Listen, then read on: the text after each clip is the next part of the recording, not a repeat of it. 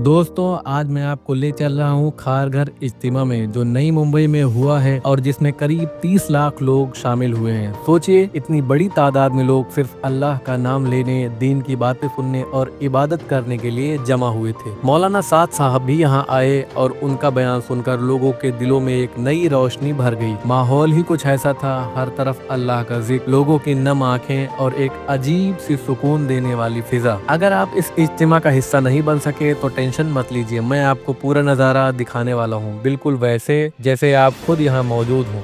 तो चलिए वीडियो को शुरू करते हैं। दोस्तों, इतने बड़े इज्तिमे के लिए इंतजाम भी जबरदस्त थे। अगर हम बात करें आने जाने की, ट्रेन से तो मुंबई लोकल की हार्बर लाइन से खारघर स्टेशन सबसे नजदीक था। सड़क से जाने के लिए मुंबई पुणे हाईवे से सीधा पहुंचा जा सकता था। बस और टैक्सी, खास ट्रांसपोर्ट सर्विस चलाई गई थी ताकि किसी को परेशानी न हो आने जाने में। दोस्तों, इज्तिमा का आगाज हुआ जुमा की नमाज के बाद।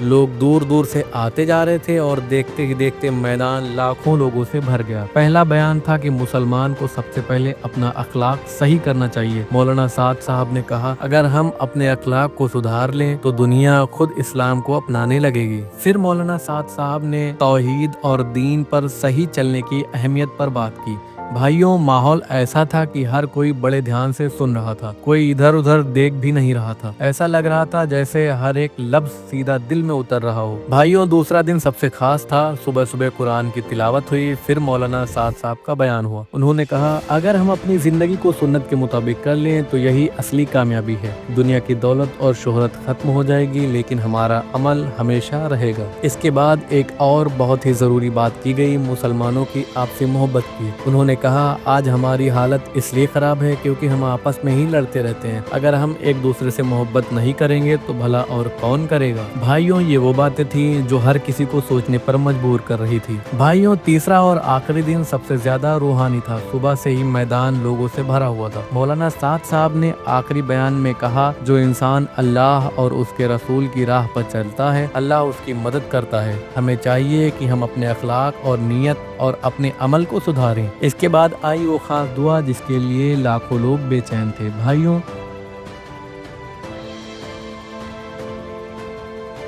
हर कोई रो रहा था, हर किसी की आंखें नम थी, हर जबान से आमीन आमीन की सदाएं बुलंद हो रही थी। भाइयों, ये वो लम्हा था जो शब्दों में बयान नहीं किया जा सकता। 3 दिन के इस इज्तिमे ने लाखों लोगों की जिंदगी बदल दी। कई लोग अपने अखलाक सुधारने का इरादा करके लौटे, कई लोग नमाज की पाबंदी का वादा करके लौटे। और यही इस इज्तिमा का असल मकसद था, लोगों को अल्लाह के करीब लाना, दीन की सही समझ देना और एक बेहतरीन मुसलमान बनाना। भाइयों, अगर आपको ये वीडियो पसंद आया हो तो लाइक, शेयर और सब्सक्राइब जरूर करें और कमेंट में बताएं इस इज्तिमा में आपको सबसे ज्यादा क्या अच्छा लगा। मिलते हैं अगले वीडियो में,